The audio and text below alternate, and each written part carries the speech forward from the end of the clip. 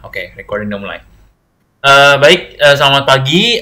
Assalamualaikum warahmatullahi wabarakatuh. Dokter, izin memperkenalkan diri. Saya Joshua David Henley dengan NRP 23137. Izin dok untuk menaruh name tag dan juga memasang flip chart yang saya bikin. Fast forward. Izin perkenalkan diri lagi dok. Nama saya Joshua David Henley dengan NRP 23137. Izin untuk memulai.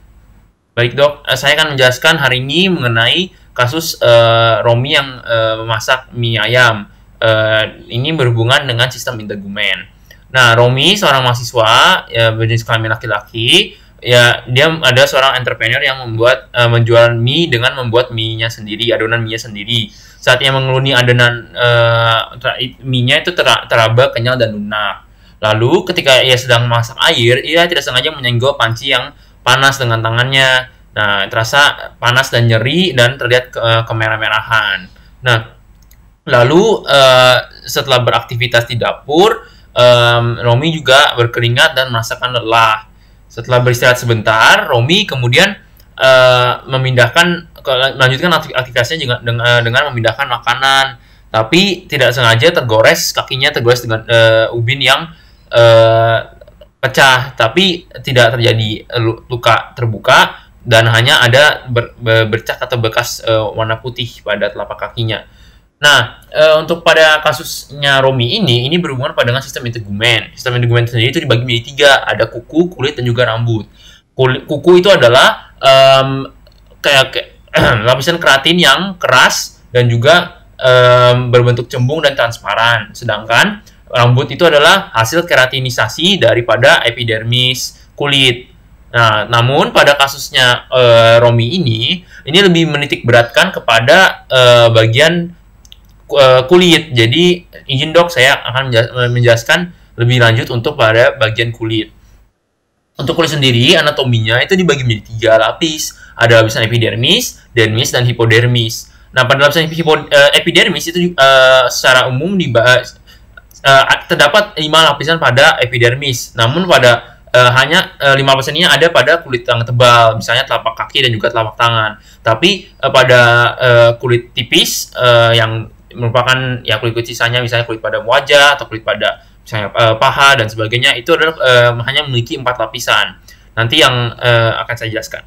Nah, pada ada 5 lapisan, saya akan jelaskan dari lapisan yang paling dalam dulu. Dari paling dalam itu adalah ada stratum basal. Stratum basal itu dia memiliki banyak sel keratinosit yang aktif membelah. Nanti akan dijelaskan mengapa dia bisa aktif membelah. Lalu juga pada berikutnya sedikit di atasnya ini ada stratum spinosum yang stratum spinosum yang di sana terdapat banyak sel-sel melanosit yang memproduksi melanin atau pigmen warna kulit. Terdapat juga di sana ada sel Langerhans atau dendritik. Nah, kemudian pada bagian berikutnya itu ada stratum granulosum yang menjadi perbatasan antara sel-sel yang hidup atau aktif membelah dengan sel-sel yang sudah mati. Pada stratum granulosum ini keratinosit mulai pada mati dan diteruskan kepada stratum lucidum. Nah, stratum lucidum ini adalah lapisan yang tidak ada pada kulit tipis, tapi ada pada kulit tebal. Nah, stratum lucidum ini dia merupakan hasil tumpukan-tumpukan sel yang sudah mati, khususnya keratinosit dan juga sel kulit lainnya. Nah, lalu lapisan terluar itu adalah lapisan corneum atau stratum corneum. Dia isinya adalah sama juga, ada keratinosit yang sudah mati dan banyak terdapat sel-sel keratin di sana. Nah, kemudian lanjut ke bagian dermis. Nah, dermis itu dia memiliki 2 lapisan.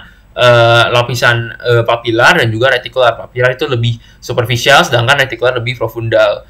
Nah, untuk lapisan di dermis ini dia memiliki banyak pembuluh darah dan juga ujung-ujung saraf sensorik. Misalnya seperti badan Pacini, badan Meissner, badan Ruffini, badan Krauss, nociceptor, badan Merkel-Renvier dan sebagainya dan lain sebagainya. Nah, pada dermis ini dia juga sangat karena ada pembuluh darah, dia memiliki banyak suplai makanan atau suplai nutrisi. Hal ini yang menyebabkan stratum basal yang terdapat paling dekat dengan dengan lapisan dermis itu dia bisa aktif membelah. Oke, baik, berikutnya untuk lapisan hipodermis adalah lapisan lemak yang terdapat di bagian paling dalam daripada kulit. Nah, dermis ini juga hipodermis itu memiliki fungsi dia menyimpan lemak. Nah, tadi di dermis, maaf saya lupa menyebutkan, itu seharusnya ada juga kelenjar ekrin dan juga kelenjar sebasea. Kelenjar ekrin sendiri berfungsi untuk menyekresikan keringat, sedangkan kelenjar sebasea memproduksikan sebum atau minyak yang nantinya berfungsi sebagai antimikroba atau bisa juga untuk melembabkan rambut. Baik. Berikutnya untuk bagian histologi, tadi ada ya sel-sel yang tadi saya sebutkan juga ada di anatomi, ada sel-sel keratinosit. Sel keratinosit ini yang membentuk keratin, ada sel melanosit yang membentuk melanin untuk pigmentasi, ada sel Langerhans atau dendritik yang berfungsi untuk dia nanti akan berhubungan dengan imunitas tubuh. Lalu ada sel Merkel yang merupakan juga salah satu reseptor juga. Lalu ada reseptor lainnya seperti badan Pacini, badan Meissner, badan Ruffini, badan Krauss, dan nociceptor. Sel Merkel, Ranvier dan juga Meissner itu dia mendeteksi stimulasi sentuhan atau rabaan. Jadi ketika tadi Romi membuat mie dan menguleni adonannya teraba lunak dan kenyal, itu ada dari si badan Meissner nih yang rasain, oh ini rasanya lunak atau kenyal gitu. Nah, ketika si Romi itu tidak sengaja menyenggol panci yang panas tadi saat masak air, itu yang teraktivasi adalah saraf sensorik Ruffini yang mendeteksi perubahan suhu panas dan juga nociceptor ketika dia merasakan nyerinya. Baik. Kemudian pada fisiologinya, kulit sendiri memiliki beberapa fungsi. Ada fungsi proteksi, yaitu untuk melindungi tubuh kita atau organ-organ dalam dari tubuh kita. Karena kulit adalah lapisan terluar yang melapisi sebagian besar tubuh kita dan merupakan 16% massa berat badan tubuh manusia gitu. Jadi dia memiliki fungsi proteksi karena dia yang langsung berkontakan dengan dunia luar. Nah, kemudian fungsi lainnya adalah persepsi atau merasakan itu tadi dari saraf sensorik tadi, merasakan perubahan suhu misalnya, terus merasakan sentuhan, tekanan dari badan Pacini, merasakan nyeri dan sebagainya. Itu adalah fungsi untuk persepsinya. Bagaimana sih kita bisa merasakan persepsi? Nah, itu jadi ada stimulus pertama, misalnya saat Romi tidak hanya menyenggol panci air panas. Nah, itu nociceptor yang merasakan nyeri dan juga badan Ruffini yang mendeteksi perubahan suhu panas, dia akan meneruskan Anita mute dong BTW. Sorry. Dia akan meneruskan rangsangan tersebut melalui saraf aferen. Saraf aferen akan meneruskannya kepada sumsum tulang belakang yang akan diteruskan ke otak, khususnya pada bagian talamus dan hipotalamus, karena talamus itu yang mendeteksi persepsi nyeri, sedangkan hipotalamus adalah yang mendeteksi persepsi perubahan suhu. Jadi setelah dipersepsikan, itu juga akan terjadi mekanisme untuk melindungi diri juga sebenarnya, karena ketika dirasakan ini panas, ini nyeri yang merupakan penanda bahwa terjadi kerusakan jaringan, itu akan dikirimkan lagi sinyalnya melalui saraf eferen kepada saraf motorik pada otot untuk menjauhkan tangan yang tadi menyenggol panci air panas itu supaya tidak terjadi kerusakan jaringan lebih lanjut. Nah,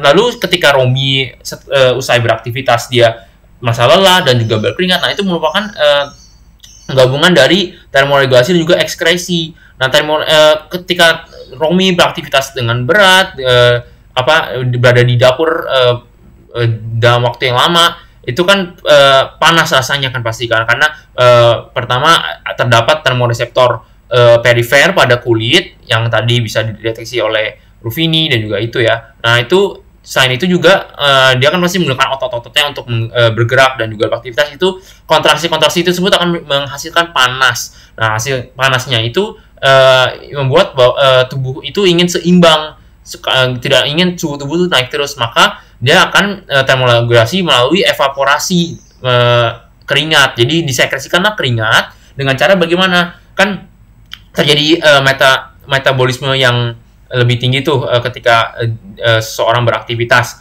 maka akan distimulasi pembuluh darah itu agar vasodilatasi atau pelebaran pembuluh darah. Nah, hal ini menyebabkan panas tubuh tuh jadi seperti naik ke permukaan dan dilepaskan. Nah, selain itu vasodilatasi juga akan menstimulasi atau merangsang kelenjar keringat untuk menyekresikan keringat dan zat-zat lainnya yang ada dalam keringat. Nah, ketika keringat menguap, itulah yang menyebabkan suhu tubuh tuh jadi lebih dingin atau rasanya lebih dingin dan suhu tubuh bisa kembali normal. Baiklah. Nah, lalu tadi sebenarnya di kasus itu juga ada tuh si Romi ketika sedang berjalan itu kakinya tergores dengan ubin yang pecah. Nah, ubin yang pecah itu kenapa kaki Romi tidak terluka? Nah, itu karena kaki merupakan tipe kulit tebal, sehingga